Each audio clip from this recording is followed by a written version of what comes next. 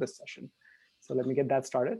And it's going awesome. So yeah, so you will have access to our YouTube channel with info session recording and along with our training session. We also have a link for our brochure, which has all the information that you're going to need in order to be able to move from the pipeline all the way from info session to the training and all the way to the event day. The event day has been scheduled on April 22nd. I believe it. Cooper, would you mind going to the next slide, please? Okay, so yeah, so the main event is on April 2nd at 7 p.m. I'll send you all a calendar invite. So that's a high level on what to expect. With that, let me quickly introduce Intent. That's okay. Our purpose and mission. Intent is a Boston College graduate student organization providing mentorship, experiential learning, and collaborative resources to BC graduate entrepreneurs, just such as yours. And we are not limited to the business school. We are trying to expand our reach and our resources to all 8 schools at Boston College. And our mission is to develop, train, support, and inspire a community of entrepreneurs and entrepreneurial leaders grounded by Jesuit principles and dedicated to act ethically and altruistically in our world. So that's a quick introduction to Intent. Cooper, would you mind going to the next slide, please? Let me quickly take you through the entrepreneurial journey, which we also like to call the founder's journey. We have 4 programs under Intent program. We have workshops where we bring in subject matter experts from the industry, from Boston ecosystem, and outside as well to give their subject matter expert talk on how to become an entrepreneur on specific topics like fundraising, pitch deck, building, and several other topics that pertains to entrepreneurship. Then we have our apprenticeship program.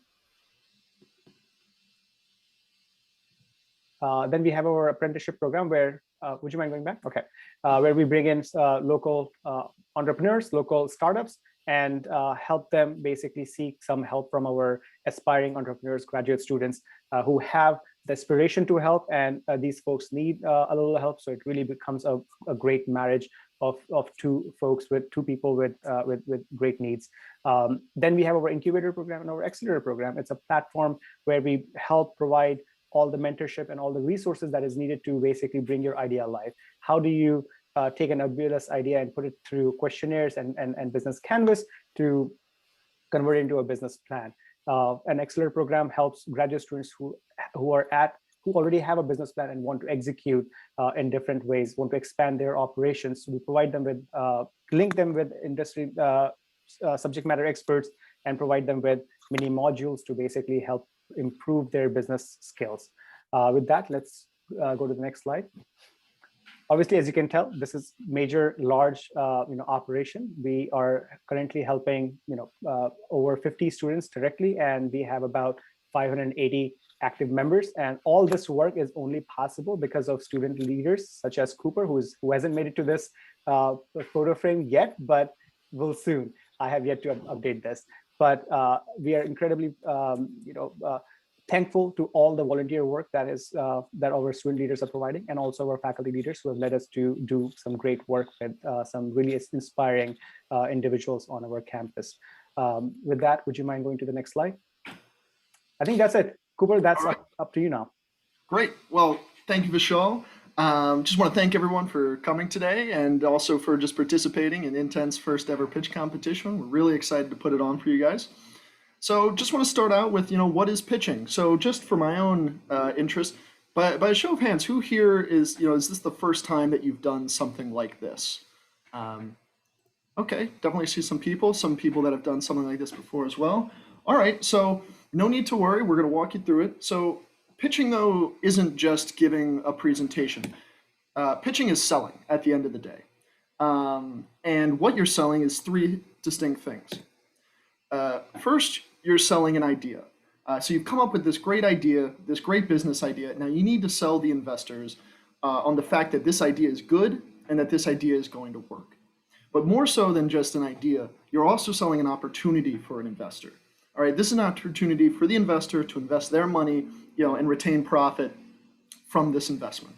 All right, and finally, you're also selling yourself. So more so than just an idea and an opportunity, you're selling your ability to carry this idea to the finish line. All right. You need to show and prove to the investors that you have what it takes to make this business a reality. So now that we've covered at the high level what pitching is, let's move on to an important part of the pitch deck. All right, so this is just going to be a general overview of what you probably should include in your pitch deck for the pitch competition. I'm going to go slide by slide and kind of walk you through the steps. So first, you're going to start with an introduction. So investors hear a lot of pitches. So you want to start off your pitch with something that's going to help you stand out from the crowd and capture that investor attention and interest. So you can do this either by telling a story, connecting your business to a bigger issue. You can be creative here on how you incorporate your business and present it in an exciting way for the investor. Now, after you've kind of introduced, you've gotten their excitement, here's the time where you just give a brief, broad overview of what your business is. Okay, so for this presentation, I've built a small mock pitch deck just to kind of help contextualize this information and show you kind of what I mean slide by slide. So with the introduction, here is the sample introduction slide that I've put together. So this is a mock business. Don't fact check me on the information. It's all just kind of off the top of the head. But so here we go. My business, Boston Burger. Now I could jump in and just go straight in with this is what my business is. This is what we do. But that might not, grab the investor attention right off the bat. So maybe instead I'd start with, some sort of lead-in, some sort of story, something along the lines of, at times when America is divided, we need something to bring us all back together. When I was a kid, my siblings and I would fight, and my dad would sit us all down at a table, and we'd settle our issues over one of his delicious burgers, which he made at a local restaurant that he ran. Now I want to bring this solution to all of America.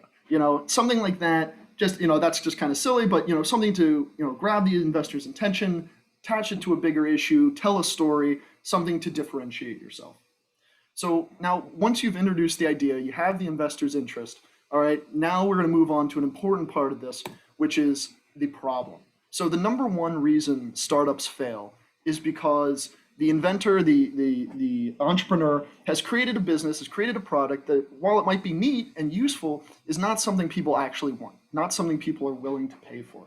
So an important thing to avoid this problem from happening is establishing that your business is solving a problem for people, a problem that is serious enough that people are willing to pay to get around it.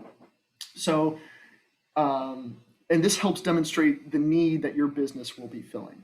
So to return to the example of Boston Burger, here I've identified 3 problems, all right? Low quality, high price, and a long wait time. These are problems that I, in my presentation, I would flesh out.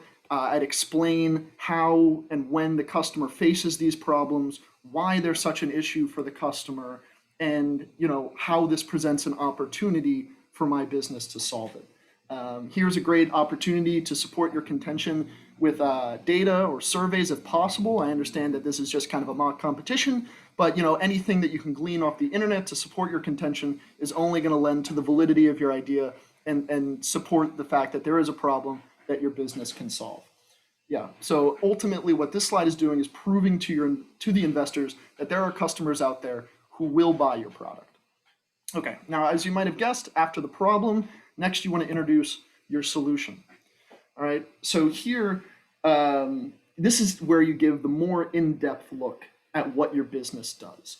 How does it address the problem that you just identified in the previous slide? What makes a customer want to purchase your business? How does it, fit in to the issues that you've identified? An example here, back to Boston Burger. Here I've identified 4 different ways that my business operates, how it solves those problems. If you notice, they kind of tangentially touch back on the problems that I identified previously. And this is the opportunity to really sell the unique features of your business. So you want to do that with enthusiasm, with confidence, and you want to make sure that your problems and your solutions match together. So you're presenting a nice cohesive idea. And this is where you really get that opportunity to flesh out what your business is. So now that you've done that, the investor is excited, they understand the problem, they understand your solution. Next, you need to explain how your business fits back into the market that exists. So here, this what we've called market dynamics.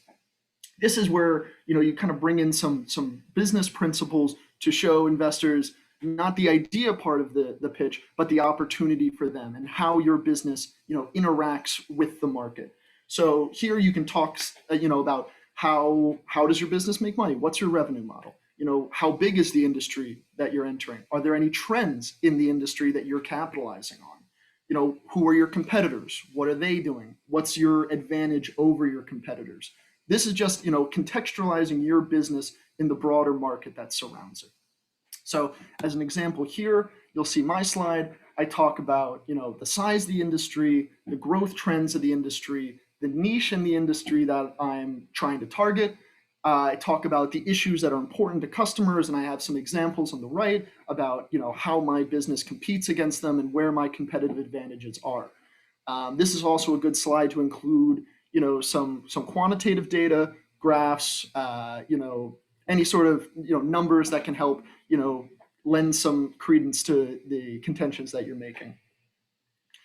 So now you've explained, you've gotten them interested, you've given them the problem, your solution, how it fits in the market, you've got the picture, so you want to end with a strong finish, kind of end with a bang, leave the investors excited and eager to invest in your business. You want to give them tell them what the money that they're investing, where that's going to go and how that's going to help you grow. And just another opportunity to resell why they should invest in your business and not someone else's. So here's the example. I talk about where this money is going to go. Kind of, if I was presenting it, I would talk about how this money is going to be used for expansion to, drive increasing revenues and returns for investors. And then I'm at the end going to connect it back to that excitement that I instilled at the beginning. I'm gonna tie it all together at the end with what we began with, and bring it back to those themes that I introduced at the beginning. So here now you've got your full pitch deck. If you notice the times on each of these should be about 5 minutes total, spending the most of the time on the problem and solution and market dynamics. The meat in the middle you want to make sure gets the adequate amount of time. So for the pitch competition, after you give your pitch, you will each face 3 minutes of Q&A from the investors or judges that we have. So just some notes about that and how you want to deal with that. I know it's virtual, so it's a little bit different in this context, but you want to still make sure that you're addressing the person that's asking you the question. You want to try to look them in the eye, and since it's virtual, maybe call them out their name in giving the answer so that they know you're addressing their question. Kind of along that same vein, you want to make sure that you're actually addressing the question that they ask. They're asking it for a specific reason. They want a specific answer, and you want to try to answer the specific question they're asking as best you can. It's tempting to kind of go off script and just use this as a way to talk about other features of your business, but you really want to try to make sure your answers match the questions that you're getting. And finally, in the event that you get a question that you don't have the answer to, that's fine. If possible, you want to try to be prepared for the questions you might face. But if you don't have the answer, it's fine to say that you don't know, but just use this opportunity to say, that's a great idea. I definitely should think about that. I will certainly, consider implementing this into my business, or, I can get back to you on this issue. So you can really use that as an opportunity to, kind of connect with the investor as well. So once the Q&A is over, we'll go into the feedback portion. So this is great for you guys because we're bringing in some great people who are actually in the field, actually investors, who will be our judges. So you'll be able to get a few minutes of feedback from the judges about your pitch. So just a couple notes about this. You want to try to be receptive as possible to all the feedback that they're giving. These are industry professionals, and they do this for a living, and they have valuable feedback to give. Though it's a natural response, you want to try not to get defensive about your idea. I have made that mistake in the past. It's very easy to do because you've been working on this thing, but you want to try to take all criticism constructively and as nicely as possible. But at the end of the day, project confidence about your business. Don't let yourself be bullied down by too many questions or too tough feedback. Just, you know, incorporate it and think about it as maybe a way that you need to pivot, but not a reason that you need to quit. So now just some general tips about pitching and creating your pitch deck. So here you want to start. You want to be engaging. You want, you know, it's the art of selling your idea. So you want to present your idea in such a way that investors are going to be interested in, engaged, willing to take action. You know what I mean? So be as engaged as possible. You want to be informed. You want to be able to support your ideas with data and research as much as possible. Um, it's much more effective if you can cite to some survey or some relevant authority to support the contentions that you make. So you want to try to be informed about all that. Confidence obviously is key. You know, investors are risking their money on your business, so you want to convince them that you have what it takes, you have the skills and the drive to make this business a reality. So projecting that confidence is important. And finally, be prepared. This, you know, for the questions that you're going to get, you might be able to predict some of them. You might, you know, be able to understand that some gray area might emerge from the 5-minute pitch you're giving. So, you know, try to be prepared for the questions you might face and think about the business holistically and have answers ready to go for that Q&A portion. And finally, some general PowerPoint tips for when you're putting together your pitch deck. As far as text on the page goes, less is more. You know, you want people listening to you, not per se reading off of your slide. So, you know, have, you know, certain bullet points there just to maybe ground your ideas, but definitely, you know, less is more as far as text goes on the page. Try to use consistent formatting across all your slides. Consistent formatting connotes a certain level of professionalism, and it'll just make everything look better put together if there's some consistency across slides. In lieu of text, definitely feel free to include pictures and graphics to help clarify your points, keep people's attention. It's better to have a picture that illustrates what you're talking about rather than text, which just mirrors what you're saying. And then finally, kind of similar to what I've already said, you don't want to be reading off of your PowerPoint. It's a visual aid for the investors, not a script for you. So, you know, think about it in that way when you're creating it. Something that is behind you and explaining what you're saying, but not, you know, something in front of you that you're reading off of, because they can read it on their own. They don't need you to do that for them. And that is, oh, and here, sorry, we have some resources available on this PowerPoint that you'll be able to access. Here, there are a couple blogs about creating pitch decks, which you're also welcome to review.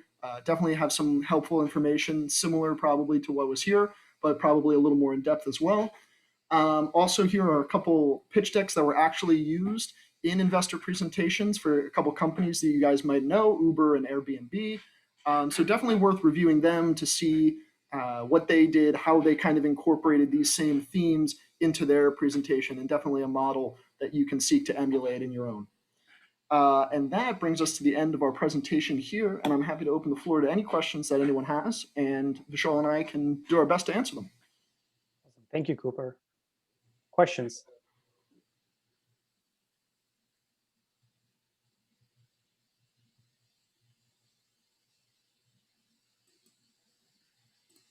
All right, if no questions right now, we are always available through email. We can certainly help answer the questions that may occur in the future. And you will also have a link to the recording along with the slides that I will send out soon after this session. With that, Cooper, I'm sorry, you wanted to say something. Oh, no, I was just going to say, definitely feel free to email me. I have some experience both from undergrad doing pitch competitions and as a professional putting together pitch decks. So let me know. Feel free to email me. You can probably get my email through Intent, or maybe Vishal can include it in his email to you guys. But feel free to reach out with any questions. Happy to answer them. And that's that. Hope you guys enjoyed, and looking forward to seeing what you guys bring to the pitch competition. Yeah, I do have a question after all. Are there going to be check-ins or anything like that before the actual pitch takes place? Any coaching sessions, anything like that? Or is it just going to be like, we take this information, we make a pitch deck, and then we present that information? So we can do this. One of the things that we are struggling with right now is availability of the students leaders. Semesters are busy, but what we want to do what we can do to help you. So what you can do is you can put together the deck however you want, however you can, and send us the questions along with the pitch deck. And what we can do is help you basically give comments on how we could have done it differently. And that is one way we could help you coach through the process. But one-on-one might be something that could be difficult because all of us student leaders are way too overburdened with semesters. And we're also trying to do this to basically help Intent create that ecosystem that we're trying to do for entrepreneurs. So please share your thoughts, your ideas, your questions, and we are certainly will make sure we get back to you with our as early as possible. Yeah, and feel free to reach out to me, anyone here, if you just want me to. I can review what you have, and if if we can hop on a Zoom call for 10 minutes and you want to give me your pitch, I can kind of give you some tips and tricks if you want, and some feedback before you head into the pitch competition. So just reach out to me via email, and we'll try to set some time up. Weekends that is very generous, Cooper. Thank you for that. And I will include Cooper's email along with mine and Paige, who is also one of the organizers for this event. So please, again, once again, let us know if you have any questions, and we are happy to help however we can. Okay. Awesome. Great. Thank you both. I think that's the end of the session for now. I hope to see you guys soon, and really looking forward to the final pitch decks for the final event on March 22nd. Okay, great. Thanks, everyone. Have a wonderful day. Thank you. Bye-bye. Thank you, guys. Have a good weekend. You too. All right, Vishal, I think that went pretty well. Yeah, I think so.